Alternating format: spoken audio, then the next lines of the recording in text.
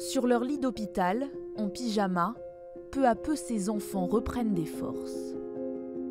Leslie, 13 ans, Soleini, 9 ans, Tienne Noriel, 4 ans et Christine, à peine 1 an. Des miraculés, rescapés de la jungle. Les voici 3 jours plus tôt, au milieu de la forêt amazonienne. Amaigris, le visage émacié, l'air hagard, ils viennent d'être retrouvés par les secours, en plein cœur de la végétation. Après 40 jours où ils ont vécu tout seuls. Une fratrie tout entière, sauvée et désormais hors de danger. Ils sont très faibles, mais nous savons qu'ils sont entre de bonnes mains ici, à l'hôpital. Je sais que d'ici 1 mois, je pourrai ramener les enfants avec moi. C'est mon rêve.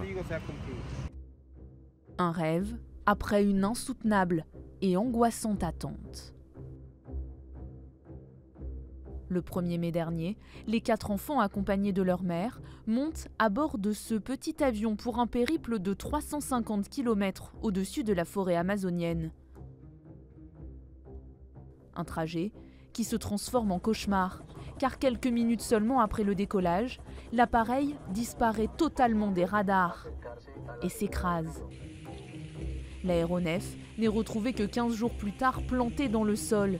Les corps sans vie du pilote, de la mère des enfants et d'un autre adulte sont découverts autour de la carcasse.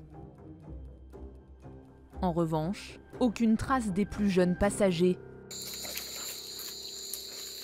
Ont-ils survécu?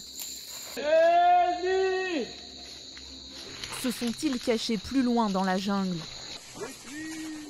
Commencent alors des opérations de recherche menées par l'armée colombienne.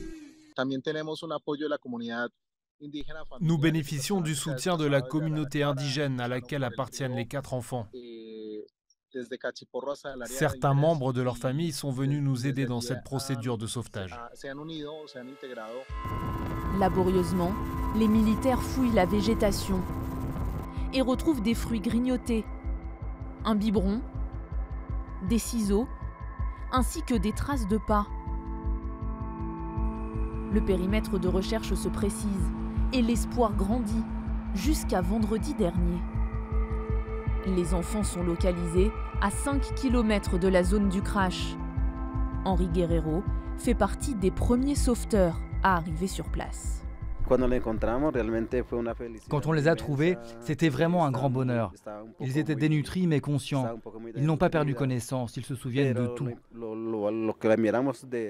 La première chose qu'ils nous ont dit, c'est qu'ils voulaient manger du riz au lait. Ils voulaient manger du pain. Ils ne pensaient qu'à manger. Immédiatement, en plein cœur de la jungle, ils sont pris en charge, hydratés, soignés, avant d'être élitreillés